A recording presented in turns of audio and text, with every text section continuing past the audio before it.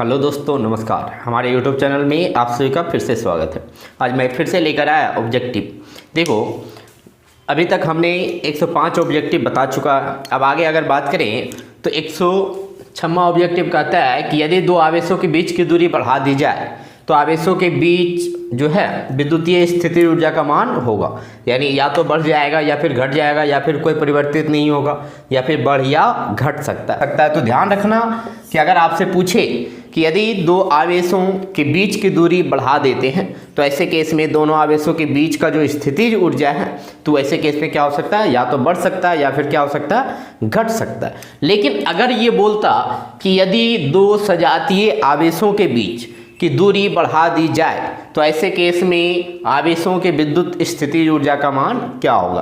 तो ध्यान रखना कि अगर सजातीय आवेश हैं और दूरी बढ़ाए तो ऐसे केस में दूरी बढ़ने से ये नीचे वाला मान बढ़ेगा, और जब नीचे वाला मान बढ़ेगा तो पूरा का मान क्या होगा, घटेगा। तो अगर सजातीय आवेश हैं तो ऐसे केस में स्थितिज ऊर्जा, दूरी बढ़ने से स्थितिज ऊर्जा का मान घटता है। और अगर विजातीय आवेश है यानी एक प्लस और दूसरा माइनस, तो ऐसे केस में अगर दूरी बढ़ाए तो इस स्थितिज ऊर्जा का मान क्या होगा, बढ़ेगा। ठीक है। नेक्स्ट क्वेश्चन बोल रहा है कि किसी चालक की विद्युत धारिता का व्यंजक है। तो अब बताओ, विद्युत धारिता को हम लोग किससे, सी से, और सी बराबर क्या होता है, Q/V। क्योंकि आप पढ़ चुके हैं कि किसी भी चालक के विभव में इकाई वृद्धि करने के लिए यानी इकाई बढ़ाने के लिए जो आवेश देना पड़ता है उसी को हम क्या कहते हैं, चालक की धारिता। तो अगर मान लो किसी चालक का विभव V बढ़ाना और V विभव लाने के लिए हमने आवेश दिया Q, तो इकाई विभव के लिए कितना, Q/V। तो इसी को कहते हैं चालक की धारिता। तो चालक की धारिता C बराबर क्या होगा, Q/V। तो ध्यान सुनना, यानी ध्यान रखना है कि किसी चालक की धारिता क्या होता है, तो C बराबर Q/V। नेक्स्ट क्वेश्चन अब आपसे पूछ रहा है कि विद्युत धारिता का मात्रक होता है। ठीक है, तो आपको ध्यान रखना है कि विद्युत धारिता का जो मात्रक होता है वो होते क्या है। तो अगर हम बात करें तो ध्यान रखना है कि विद्युत धारिता का जो मात्रक होता है वो फैराड होता है। ठीक है, विद्युत धारिता का या संधारित्र की धारिता का मात्रक, ऐसा ही मात्रक क्या होते हैं, फैराड। नेक्स्ट बोल रहा है कि विद्युत धारिता का बीमा है। तो बीमा अगर निकालना हो तो हम कैसे निकालेंगे, तो चलो देखो ध्यान से। आप पढ़ चुके हैं कि C बराबर क्या होता है, Q/V। C बराबर Q/V। अब तो V बराबर आपने पढ़ा है W/Q। तो Q जब ऊपर जाएगा तो क्या आएगा, C बराबर Q² Q क्या है, आवेश। आवेश का बीमा या तो IT या तो AT। तो यहाँ अगर A के रूप में है तो A लिखेंगे तो AT² यानी A²T², और कार्य का बीमा ML²T-2। इसको सॉल्व करेंगे तो क्या आएगा, M⁻⁻1, L⁻⁻2 और T⁻4 A²। तो कौन सा आएगा, M⁻⁻1 क्या आएगा, M⁻⁻1 L⁻⁻2 T⁻4 A²। तो ये कौन सा मैच कर रहा है देख लो। तो आपका मैच कौन सा कर रहा है, ए नंबर। तो आपको ध्यान रखना है, सबसे पहले हम एक तरफ से फिर से देख लें। हमने क्या बोला, यदि दो आवेशों के बीच की दूरी बढ़ा दी जाए तो आवेशों के विद्युतीय स्थितिज ऊर्जा का मान होता है। तो क्या होगा, या तो बढ़ जाएगा या फिर घट जाएगा। अगर सजातीय आवेश हैं तो मान घटेगा, अगर विजातीय आवेश हैं तो मान क्या होगा, बढ़ेगा। नेक्स्ट बोला है कि किसी चालक की विद्युत धारिता का व्यंजक है। तो विद्युत धारिता का व्यंजक C बराबर क्या होता है, Q/V। ठीक है, क्या होता है, C बराबर Q/V। नेक्स्ट हमने क्या बोला कि विद्युत धारिता का मात्रक होता है। तो विद्युत धारिता का ऐसा ही मात्रक क्या होता है, फैराड। या संधारित्र की धारिता की बात किया जाए तो उसका भी मात्रक क्या होते हैं, फैराड। नेक्स्ट बोला है कि विद्युत धारिता का बीमा है। तो बीमा क्या होता है, तो ध्यान रखना, M⁻⁻1 L⁻⁻2 T⁻4 A²। ठीक है, तो हमने क्या बोला कि विद्युत धारिता का बीमा क्या होता है, तो M⁻⁻1 L⁻⁻2 T⁻4 A²। चलिए अब नेक्स्ट क्वेश्चन।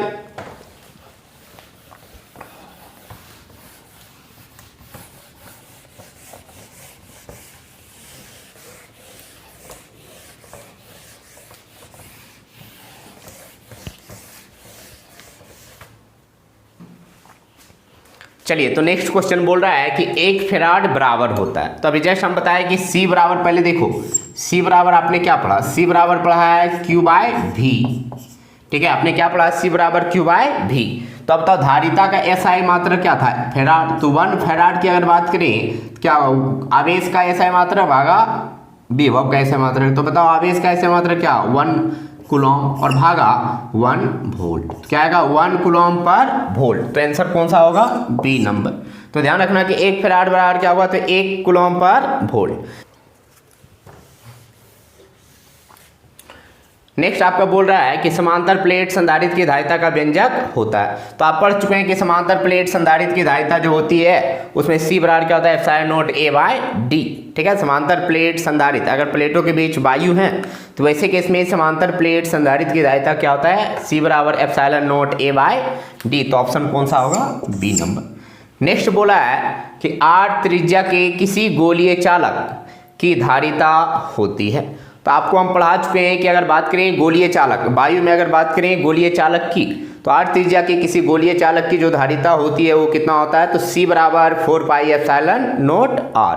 ध्यान रखना कि गोलीय चालक की जो धारिता होती है C का मान वो कितना होता है, तो 4 पाई एप्सिलॉन नॉट R। ये कहाँ होता है, तो वायु में, यानी वायु में गोलीय चालक की धारिता का जो मान होता है वो कितना होता है, तो C बराबर 4 पाई एप्सिलॉन नॉट R। तो ऑप्शन कौन सा होगा, ए नंबर। नेक्स्ट बोल रहा है कि वायु में गोलीय चालक की धारिता अनुक्रमानुपाती होती है। जरा ध्यान से देखें, अगर अभी जस्ट हम बोले कि गोलीय चालक की धारिता C बराबर क्या होता है, 4 पाई एप्सिलॉन नॉट R। अब बताओ ये 4 पाई एप्सिलॉन नॉट क्या है, नियत है, इसका मान नियत है, यानी ये जो है इसका मान फिक्स है। तो अब ये धारिता किस पर निर्भर करेगा, त्रिज्या पर। अगर त्रिज्या का मान बढ़ेगा तो ऐसे केस में धारिता का मान क्या होगा, बढ़ेगा। तो अनुक्रमानुपाती किसका होगा, गोले की त्रिज्या का। तो ध्यान रखना कि अगर किसी गोलीय चालक की धारिता की बात करें तो उसकी धारिता जो है किस पर निर्भर करता है, तो त्रिज्या पर। ठीक है, अगर मान लो कोई गोलीय चालक हैं और गोलीय चालक की अगर बात किया जाए, जैसे जैसे त्रिज्या अगर बढ़ाएंगे वैसे वैसे उसकी धारिता क्या होगी, बढ़ेगी। तो ऐसे केस में हम बोल सकते हैं कि वायु में गोलीय चालक की धारिता अनुक्रमानुपाती होती है, किसकी होती है, तो गोले की त्रिज्या की। नेक्स्ट बोल रहा है कि R त्रिज्या के गोलीय चालक की धारिता अनुक्रमानुपाती होती है। तो अभी जस्ट हम बोले कि C बराबर जो होता है वो कितना होता है, अगर हम बात करें C बराबर 4 पाई एप्सिलॉन नॉट R। तो देखो ये 4 पाई एप्सिलॉन नॉट क्या है, नियत है।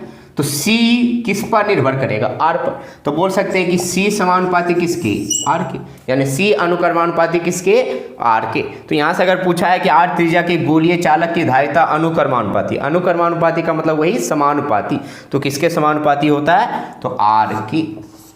ठीक है, तो एक बार फिर से देख लो, हमने क्या बोला कि फेराड, तो 1 फेराड बराबर क्या होता है, तो 1 कूलॉम पर वोल्ट। ध्यान रखना कि 1 फेराड बराबर क्या होते हैं, 1 कूलॉम पर वोल्ट। नेक्स्ट बोलेंगे समांतर प्लेट संधारित्र की धारिता। तो अगर प्लेटों के बीच वायु है तो वैसे केस में संधारित्र की धारिता क्या होगा, C बराबर epsilon naught A by D। अगर माध्यम रहेगा प्लेटों के बीच तो एप्सिलॉन नॉट के साथ यहाँ क्या लग जाएगा, K, तो K epsilon naught A by D। ठीक है, नेक्स्ट बोल रहा है कि R त्रिज्या के किसी गोलीय चालक की धारिता। तब तब वायु में गोलीय चालक की धारिता C बराबर क्या होता है, तो 4 पाई एप्सिलॉन नॉट R। अब देखो यहाँ 4 पाई एप्सिलॉन नॉट क्या है, नियत है। तब पूरा का पूरा गोलीय चालक की धारिता किस पर निर्भर करेगा, तो इस त्रिज्या पर। तो वही पूछा है कि वायु में गोलीय चालक की धारिता अनुक्रमानुपाती होती है। तो किसके अनुक्रमानुपाती होती है, तो गोले के त्रिज्या के। नेक्स्ट पूछा है कि R त्रिज्या के गोलीय चालक की धारिता अनुक्रमानुपाती है। तो किसी गोलीय चालक की धारिता जो अनुक्रमानुपाती होता है त्रिज्या का भी जस्ट बताया, यानी किसकी, R की। ठीक है, तो चलिए इसको मिटाते हैं।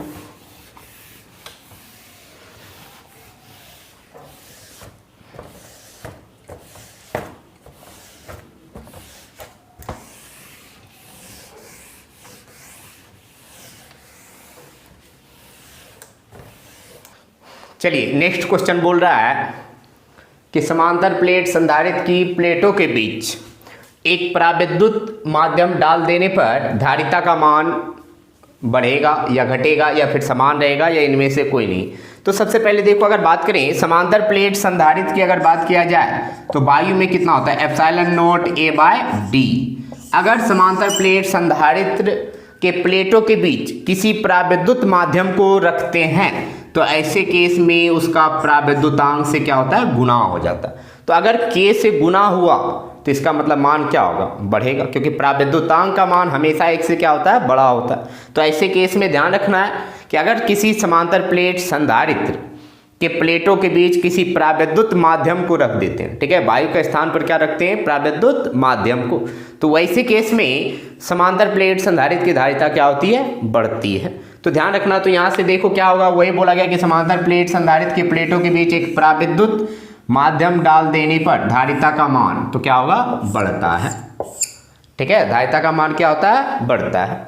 नेक्स्ट क्वेश्चन बोला है कि जब समांतर प्लेट संधारित्र के प्लेटों के बीच की दूरी बढ़ाई जाती है तब इसकी धारिता, तो पहले ध्यान से देखिए, C बराबर epsilon naught A by D, D कहाँ है, नीचे।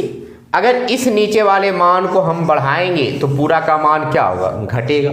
तो आपको ध्यान रखना है कि किसी भी समांतर प्लेट संधारित्र के प्लेटों के बीच की अगर दूरी बढ़ा रहे हैं, दूरी का मतलब डी का मान बढ़ा रहे हैं, तो नीचे वाला का अगर मान बढ़ेगा तो पूरा का मान क्या होगा, घटेगा। तो धारिता क्या होगा, घटती है। अगर यही क्वेश्चन इसमें बोलता कि यदि समांतर प्लेट संधारित्र में प्लेटों का क्षेत्रफल बढ़ाते हैं, यानी ए का मान बढ़ाते हैं, तो ए कहाँ है, ऊपर, तो ए का मान अगर बढ़ेगा तो पूरा का मान क्या होगा, बढ़ेगा। तो वैसे केस में धारिता क्या होती, बढ़ जाती। लेकिन यहाँ प्लेटों के बीच की दूरी का बात किया तो दूरी बढ़ाने से हमेशा धारिता क्या होती है, घटती है, जबकि क्षेत्रफल, प्लेट का क्षेत्रफल बढ़ाने से धारिता क्या होती है, बढ़ती है। तो यहाँ दूरी बढ़ाया जा रहा है तो इसका मतलब धारिता क्या होगा, घटेगा। नेक्स्ट बोल रहा है कि पृथ्वी की धारिता लगभग होती है। तो आपको ध्यान रखना है कि पृथ्वी का जो त्रिज्या होती है वो कितना होता है, 6400 किलोमीटर, और पृथ्वी क्या है, एक गोलीय चालक है। तो आप हल करके इस फॉर्मूला में जब आप हल करोगे, यानी C बराबर 4 pi epsilon naught R, R के जगह कितना रखेंगे, 6400 किलोमीटर। तो ऐसे केस में C का जो मान प्राप्त होता है वो लगभग कितना प्राप्त होता है, तो 711 माइक्रो फराड। तो ध्यान रखना कि पृथ्वी की जो त्रिज्या है वो 6400 किलोमीटर होता है, और उसको, उसी का मान हम रख करके क्या निकालते हैं, तो पृथ्वी की धारिता, यानी पृथ्वी क्या है, एक गोलीय चालक, और लगभग मान कितना प्राप्त होता है, तो 711 माइक्रो फराड। तो आपको ध्यान रखना है कि पृथ्वी की धारिता लगभग कितना होता है, 711 माइक्रो फराड। नेक्स्ट क्वेश्चन बोल रहा है कि एक समांतर प्लेट संधारित्र की प्लेटों के बीच अवरक रख दी। तो अब बताओ, अवरक रखे तो अवरक क्या है, एक प्रकार का प्राविद्युत माध्यम है। तो अभी जस्ट बताया कि अगर प्राविद्युत माध्यम रखते हैं तो धारिता क्या हो रहा था, बढ़ता है या घटता है, बढ़ता है। तो ऐसे केस में अगर अवरक रखें, इसका मतलब प्राविद्युत माध्यम रखें, तो धारिता, उसकी धारिता, तो धारिता क्या होगी, बढ़ेगी, ठीक है। तो चलिए इसको मिटाते हैं। अब नेक्स्ट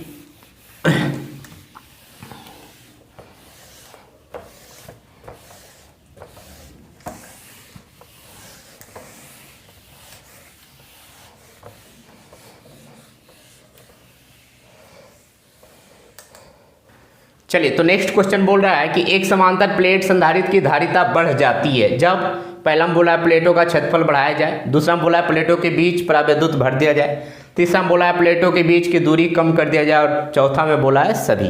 पहले देखो, अगर बात करें समांतर प्लेट संधारित्र की धारिता की अगर बात करें तो वायु में कितना होता है, epsilon naught A by D, ठीक है। वायु, अगर प्लेटों के बीच वायु है तो समांतर प्लेट संधारित्र की धारिता कितना होता है, C बराबर epsilon naught A by D. अब देखो, बोला है कि प्लेटों का क्षेत्रफल बढ़ाया जाए तो धारिता बढ़ेगी क्या घटेगी। तो बोला है कि संधारित्र की धारिता बढ़ जाती है जब, पहला हम बोला प्लेटों का क्षेत्रफल बढ़ाया जाए। देखो, अगर क्षेत्रफल की बात करें तो क्षेत्रफल कहाँ है, ऊपर। तो अगर ये ऊपर है तो ऊपर वाला का मान अगर बढ़ाएंगे तो पूरा का मान क्या होगा, बढ़ेगा। तो इसका मतलब ये सही है, यानी धारिता बढ़ जाती है कब, जब अगर प्लेटों का क्षेत्रफल बढ़ाते हैं। दूसरा देखो, प्लेटों के बीच अगर प्राविद्युत माध्यम डाल दिए तो धारिता बढ़ेगी या घटेगी। तो C बराबर अगर बात करें तो epsilon naught A by D होता है। अगर माध्यम रखेंगे तो K से क्या होगा, गुना होगा। तो K का मान हमेशा 1 से बड़ा होता है, और K से गुना हुआ तो ये मान पूरा का पूरा क्या होगा, पहले के तुलना में बढ़ जाएगा, क्योंकि पहले कितना होगा वायु में, epsilon naught A by T. लेकिन अगर प्राविद्युत माध्यम भरेंगे तो K से गुना होगा, तो ऐसे केस में पूरा का मान क्या होगा, बढ़ जाएगा। तो ये बढ़ा। तीसरा बोला है कि प्लेटों के बीच की दूरी कम कर दी जाए तो धारिता बढ़ जाएगी। तो देखो, अभी जस्ट हम बोले कि C की अगर बात करें तो C बराबर epsilon naught A by D. तो दूरी D क्या है, प्लेटों के बीच की दूरी, अगर इसको कम की नीचे वाला का तो पूरा का मान क्या होगा, बढ़ जाएगा, यानी धारिता बढ़ जाएगी। तो प्लेटों के बीच की दूरी अगर कम की है तो इसका भी मान, यानी धारिता का मान बढ़ जाएगा। तो इसका मतलब पहला भी, दूसरा भी, तीसरा भी, यानी सभी का सभी होंगे, ठीक है। नेक्स्ट क्वेश्चन बोल रहा है कि एक संधारित्र की धारिता निर्भर नहीं करती है। तो संधारित्र की धारिता किस पर निर्भर नहीं करती है, तो पहले सुनो। संधारित्र की धारिता की अगर बात करें तो धारिता जो है अभी देखो, अगर मान लो समांतर प्लेट संधारित्र ही ले लो तो यहाँ एप्सिलॉन नोट के एप्सिलॉन नोट ए बाय डी। तो देखो ये क्षेत्रफल, प्लेटों के बीच की दूरी, प्लेटों के बीच का माध्यम पर निर्भर कर रहा है, लेकिन यहाँ कहीं आवेश नहीं आया तो हम बोल सकते हैं कि ये किस पर निर्भर नहीं करता है, तो प्लेटों के आवेश पर। तो आपको ध्यान रखना है कि संधारित्र की धारिता कभी भी प्लेटों पर जो आवेश है उस पर निर्भर नहीं करता है। ठीक है, तो चलिए आज यहीं तक, अब मिलते हैं आपसे नेक्स्ट वीडियो में। बहुत बहुत धन्यवाद।